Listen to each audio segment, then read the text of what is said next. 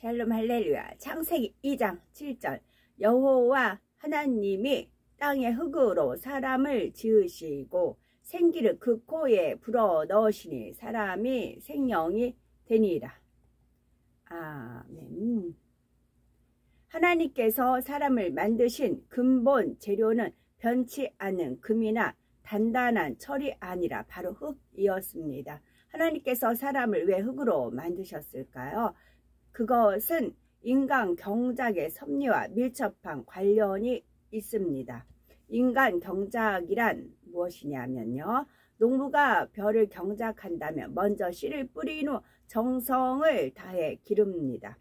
추수 때가 되면 알곡은 모아 곡간에 들이지만 쭉정이는 필요가 없으므로 불에 사르지요. 인간 경작도 이와 같습니다.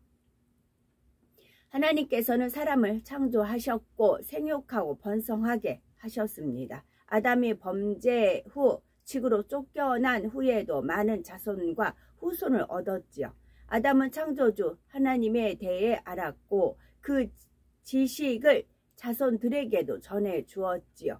하나님께서는 모든 사람이 구원에 이르게 하시려고 독생자 예수님을 보내주셨고 성령도 보내주셨습니다. 농부가 정성을 다해 곡식을 재배하듯이 하나님께서도 크신 사랑을 모든 사람에게 나타내 주셨죠. 또한 누구든지 마음 깊은 곳에서 하나님을 찾을 수 있도록 생명의 씨를 심어 주셨습니다. 그런데 하나님을 찾고 믿는 사람이 있는가 하면 하나님을 멀리하고 죄악 가운데 사는 사람도 있죠. 이 두 가지 삶 중 어느 것을 택하는가는 순전히 사람들의 자유의지에 달렸습니다. 하나님을 찾고 만난 사람들은 생명의 씨가 깨어나게 되고 성령의 도우심 가운데 영이 성장합니다. 반면 하나님을 찾지도 믿지도 않는 사람들은 생명의 씨가 있으되 깨어나지 못하죠. 이런 사람들은 영적으로 쭉정이에 해당하여서 추수 때에 불에 살라지게 됩니다. 곧 영원히 꺼지지 않는 지옥불에 던져지는 것이죠. 성령을 받아 생명의 씨가 깨어난 영혼들은 다릅니다. 영이 성장한 만큼 그에 맞는 천국 처소에 들어가게 되지요. 이때 영이 성장하는 데 있어서 중요한 요소가 있습니다. 곡식의 씨앗도 좋은 땅에 심어야 잘 자라고 열매를 많이 맺듯이 생명의 씨가 심겨진 마음밭도 좋아야 합니다. 하나님께서는 이후에 아담이 범죄하자 이 땅으로 내보내시면서 그의 근본된 토지를 갈게 하셨다라고 창세기 3장 23절에 말씀하셨습니다. 여기서 그의 근본된 토지를 간다는 것에는 근본 흙으로 지음받은 사람의 마음을 개간한다는 영적 의미가 담겨 있습니다. 마음밭을 개간한다는 것은 마음에서 비진리를 버리고 악성, 죄성을 뽑아내 버리는 것입니다. 이렇게 마음밭을 개간하여 좋은 밭이 될수록 영이 잘 성장하여 좋은 열매를 맺게 되지요. 흙은 무엇을 첨가하느냐에 따라서 그 성질이 달라지는 것을 봅니다. 척박한 땅이라도 좋은 성분의 흙과 거름을 섞어주고 부지런히 갈아 엎어주면 좋은 땅이 됩니다. 씨앗을 잘 심으면 잘 자라고 열매를 많이 맺는 땅이 되는 것이죠. 이처럼 사람의 마음밭도 어떤 것을 받아들여 입력하느냐에 따라서 그 속성이 달라집니다. 선한 것을 계속 입력하면 선한 마음이 되지만 악한 것을 계속 입력하면 악한 마음이 되지요. 자기 자신이 어떻게 마음 먹느냐에 따라서 악한 마음 또는 선한 마음이 될 수 있습니다. 태어날 때는 선이 많은 마음이었다 해도 자라면서 계속 악을 입력해 나가면 악한 마음밭이 될 수 있죠. 반대로 태어날 때는 악이 많은 마음이었다 해도 자라면서 선한 것을 보고 듣고 입력시키면서 선한 마음밭이 될 수 있습니다. 이처럼 사람 마음의 근본 속성은 흙의 속성과 닮았죠. 이렇게 속성이 비슷한 이유는 바로 하나님께서 사람을 흙으로 만드셨기 때문입니다. 하나님께서는 흙으로 사람을 만들어야 인간 경작이 공의 가운데 이루어질 수 있음을 아셨죠. 만일 하나님께서 금으로 사람을 만드셨다면 사람의 마음이 처음 만드신 그 마음에서 변질되지 않았을 것입니다. 사람이 스스로 하나님을 사랑해서 그런 것이 아니라 원래 그렇게 만들어져서 그렇다면 이는 공의에 맞지 않습니다. 원수마귀 사단이 하나님께 송사할 수 있죠. 이는 하나님께서도 원하시는 바가 아니죠. 하나님께서는 자녀들 스스로가 하나님의 사랑을 깨우쳐서 하나님의 사랑을 깨우쳐서 변함없이 하나님을 사랑하고 신뢰하길 원하십니다. 이것이 참요 진실이기 때문이지요. 하나님께서 흙으로 사람을 만드신 또 다른 이유가 있습니다. 하나님께서는 흙으로 만드신 아담에게 땅을 정복하라 말씀하셨죠. 여기에는 자기 자신의 마음을 정복하라는 영적인 의미도 담겨 있습니다. 그런데 땅은 영적으로 또 다른 의미가 있습니다. 성경에서 땅이 때로는 어둠의 영역에 속한 세계를 가리키기도 하지요.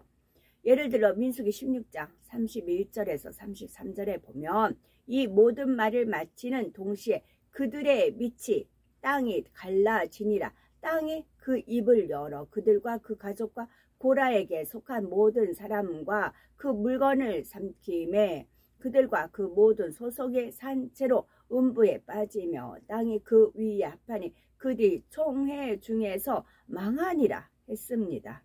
여기서 땅이 열렸다는 말씀에도 영적 의미가 담겨 있지요. 물론 실제로도 땅이 갈라져 고라와 그 모든 소속이 땅으로 떨어졌지요. 이때 산채로 음부에 빠졌다는 것은 땅속 곧 지구 안에 음부가 있어서 그 속에 빠졌다는 뜻이 아닙니다. 이는 땅속의 음부로 통하는 영계의 문이 열리고 그 안으로 들어가 아래 음부로 빠졌다는 뜻이죠. 하나님께서는 이 장면을 보는 사람들로 하여금 고라와 그 일당이 멸망받아 지옥으로 떨어졌음을 알게 해주셨습니다. 육의 지식을 가진 사람들은 땅이 갈라지고 그 아래로 떨어지는 것을 보아야 그들이 구원받지 못하고 지옥에 떨어졌음을 알 수가 있기 때문이지요. 이처럼 성경에서는 땅이나 땅속의 지옥 곧 어둠의 세력이 주관하는 세계를 상징할 때도 있는 것입니다. 그러므로 땅을 정복하라는 말씀은 땅에 속한 모든 육의 것과 원수마귀 사단까지도 정복하라는 말씀이죠. 하나님께서는 흙으로 지어진 아담이 땅의 모든 것과 어둠의 세력들까지도 능히 지배하고 다스리시기를 원하고 바랐습니다. 하나님께서 흙으로 사람을 지으신 데에는 이처럼 깊은 의미가 담겨 있는 것입니다.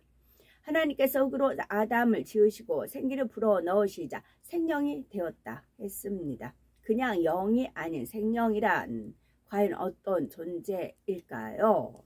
첫째, 하늘에 있는 사람이 영안이 열려서 천사를 볼 수는 있다 해도 천사를 손으로 만질 수는 없습니다. 천사는 살과 뼈로 된 육이 없고 영으로만 구성됐기 때문입니다.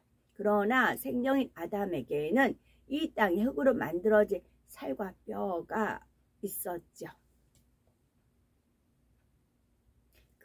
이렇게 끓으면 수증기가 쭉 날아가잖아요. 근데 수증기는 우리 눈에 보일 수는 있어요. 수증기. 근데 그걸 이렇게 손 잡히면 손이 잡혀지지는 않아요. 천사도 역시 마찬가지예요. 저도 이렇게 뭐 하면 천사들이 막 이렇게 날아다니거든요. 근데 이게 손에 잡히진 않아요. 그리고 제가 이렇게 앞에 많이 이렇게 천사들이 얼얼하면 제가 뭐 이렇게 이제 글을 읽다든가 하면은 이제 거의 신경을 쓰잖아요. 그러니까 절대 저를 방해하지 않게끔 한 번씩 이렇게 천사들이 있다라는 그런 사인식으로 한번 이렇게 흐름식으로 안개 아니면 수증기처럼 한번 씩 지나가는 이제 그런 거는 있어요.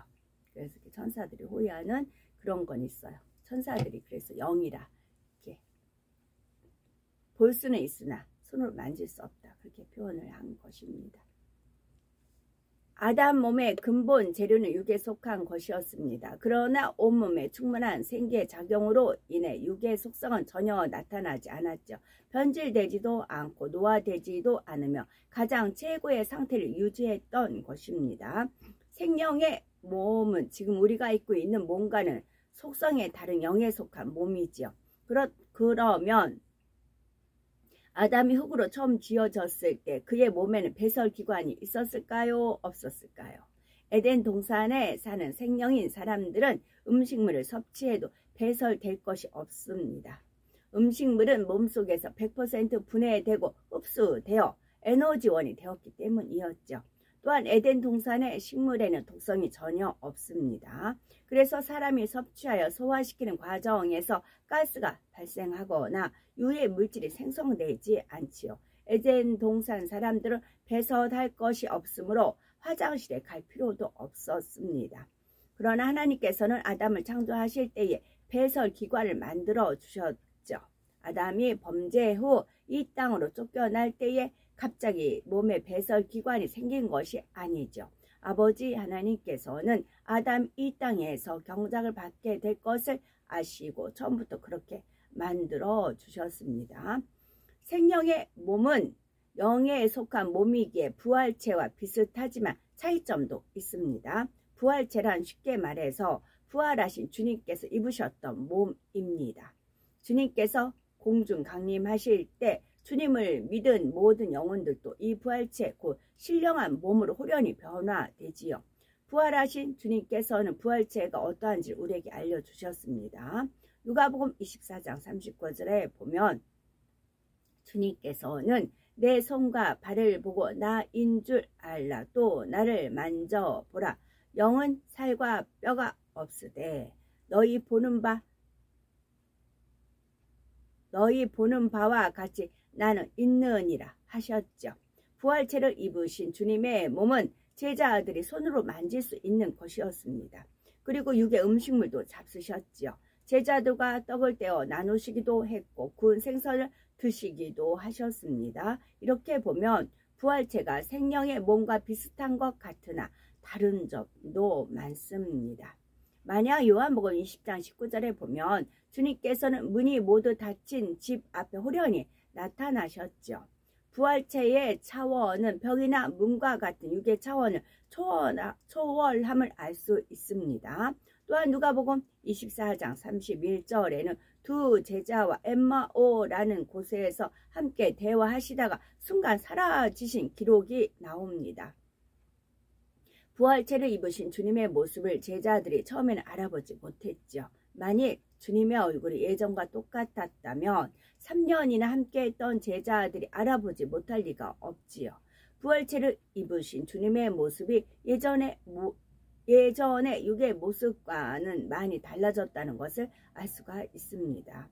육의 음식물을 섭취하기는 하셨지만 부활하신 주님께서 그것을 소화시키고 배설해야 하는 것도 아니었지요. 부활체를 입으면 음식물을 먹어도 숨을 내쉼과 동시에 분해되어 사라집니다.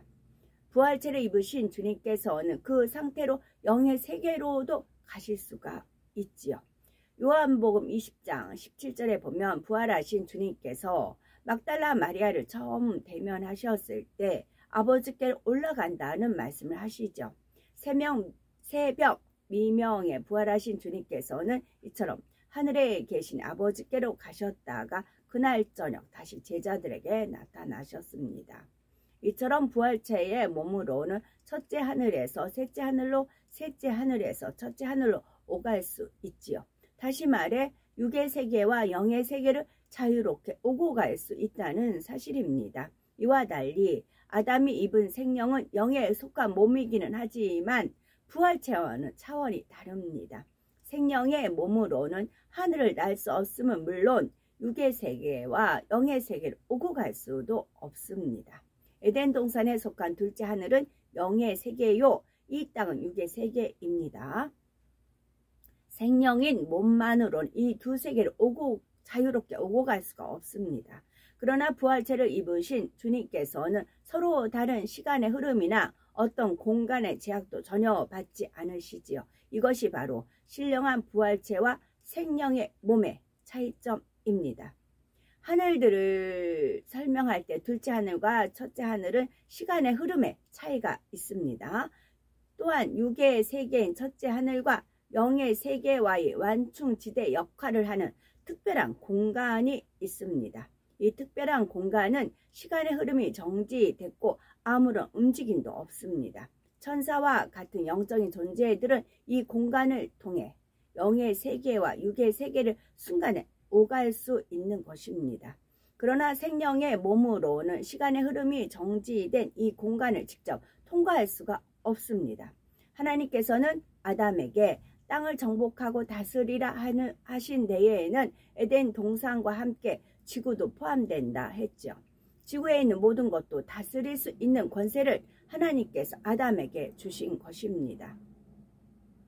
따라서 아담이 지구에 있는 모든 것을 다스리기 위해서는 지구로 자유롭게 오갈 수 있어야 합니다. 생명인 아담은 맨몸으로는 에덴 동산과 지구로 오갈 수가 없었지만 비행기와 같은 교통수단을 이용해서는 얼마든지 자유롭게 오갈 수가 있었죠. 우리도 비행기를 타면 세계 어느 나라에도 갈 수가 있지요. 비행기가 날고 있는 공간은 사람이 살 수 없는 환경입니다. 온도도 매우 낮고 공기도 희박하죠. 그러나 비행기 안은 어떻습니까? 온도, 공기, 습도 등이 사람에게 적절하게 맞춰져 있지요. 그래서 비행기를 타면 짧은 시간 안에 세계 어느 곳이든지 갈 수 있지요. 이처럼 에덴 동산에 사는 아담 이 땅을 자유롭게 오갈 수 있는 교통수단이 있었습니다.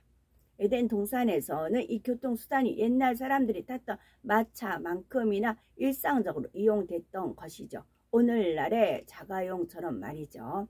이 교통수단은 자동차나 기차처럼 땅 위를 달리는 것이 아니고 하늘을 나는 비행체입니다.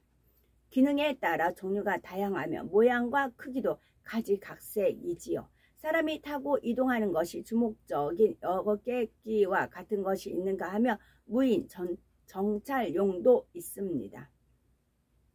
이 비행체를 이용하며 시간의 흐름이 정체된 공간을 통과할 수 있죠. 아담은 이 비행체를 이용해서 지구를 자주 왕래했습니다. 아담이 에덴 동산에서 낳은 후손들도 이 비행체를 이용해서 지구에 내려오곤 했지요. 에덴 동산에 사는 아담이나 그의 후손들이 이 비행체를 이용해서 지구에 와도 몸의 형태나 구조가 바뀌지는 않았습니다. 에덴 동산에 살던 모습 그대로 유지되지요. 이는 역으로도 마찬가지입니다. 만일 지구에 살던 사람이 에덴 동산에 간다 해도 역시 원래의 모습 그대로를 유지하게 됩니다. 에덴 동산은 완전한 영의 공간이 아니라 육과 영이 공존할 수 있는 공간이기 때문입니다. 따라서 에덴 동산에 사람이 지구로 내려와 살 수 있고 반대로 지구인이 에덴 동산에 간다 해도 그곳에 잠시 적응할 수 있는 것이죠. 그러나 지구인이 에덴 동산에 가기는 어렵습니다. 또한 에덴 동산 사람들도 지구에 내려오면 오래 머물러 있으려 하지 않지요. 에덴 동산의 환경은 전혀 오염되지 않아서 매우 맑고 깨끗하며 아름답습니다. 반면 지구는 처음 창조됐을 때와 비교하면 많은 것이 변질됐고 오염됐습니다. 따라서 에덴 동산 사람이 지구에 내려온다 해도 오염된 지구 환경 속에서 오래 견디기는 힘든 것입니다. 잠시 다녀갈 수는 있어도 오래 머물고 싶지는 않죠. 아담이 범죄하기 전에는 지구의 환경이 에덴 동산의 환경과 크게 다르지 않았습니다. 그래서 아담은 에덴 동산에 살면서 이 지구를 자주 왕래했던 것이죠. 아담의 후손들이 이용했던 이 비행체가 바로 세상에서 말하는 UFO입니다. UFO란 비확인 비행 물체의 약자입니다. 훈련을 쌓은 지상 또는 항공 요원이 보고 그 존재를 인정했으나 전파, 탐지 등의 방법에 의해서도 그 정체를 확인할 수 없는 비행체를 일컫지요. UFO는 그 존재를 부인할 수 없을 만큼 전 세계적으로 많이 목격되고 있죠. 2007년 3월 22일자 세계 언론은 프랑스 정부가 인터넷에 모두 10만 쪽에 달하는 UFO 파일을 공개했다는 내용을 보도하기도 했습니다. 이 내용은 다음 날 2007년 3월 23일 KBS 9시 뉴스에도 보도됐고요. 영국 국방부 산하에도 1950년에 개설된 UFO 조사 비밀 조직이 있었습니다. 2006년 1월 1일에는 그 조직에서 관리하던 문서가 정보공개법에 따라 공개되어 세계 언론에 보도되었죠. 이 영국의 UFO 연구 조직은 2009년 12월에 해체되기까지 1만 2천 건에 넘는 사건을 담당했죠. 그런데 영국에서 이 조직을 해체한 이유가 참 흥미롭답니다. 한 가지 이유는 UFO 목격 신고 중에 단 5% 정도만 UFO일 가능성이 있는 등 성과가 낮았다는 것입니다. 그리고 또 한 가지 중요한 이유는 UFO의 출현과 관련해서 영국의 실질적인 위협이 될 수 있는 근거를 찾지 못했기 때문이었죠. 이를 요약하자면 지난 60여 년간 수많은 UFO가 영국에 출현했지만 해로운 요소가 전혀 없었다는 것이죠. 그런데 그들이 UFO의 정체를 일찍 알았다면 그들을 두려워하거나 경계하지 않았을 것입니다. 세상 사람들은 UFO에는 외계인이 타고 있고 지구인을 공격할 수 있다고 생각을 하지요. 한편 기독교계에서도 외계의 생명체가 있음을 언급하면 성경이 유배하는 것이라고 판단하여 이단시하죠.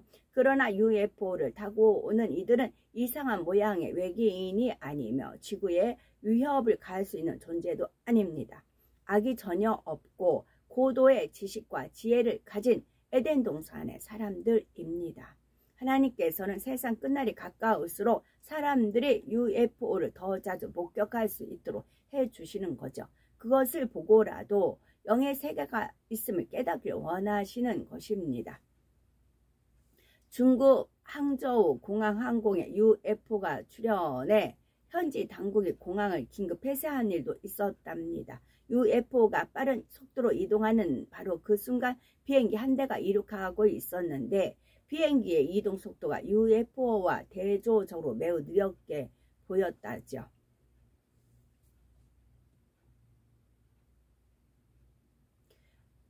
하나님께서 사람을 흙으로 만드신 이유 말씀드렸습니다. 그리고 생명의 몸을 이 땅에 사는 육의 사람의 몸과 부활체에 비교해서 설명했고요. 또한 UFO 정체도 말씀드렸습니다.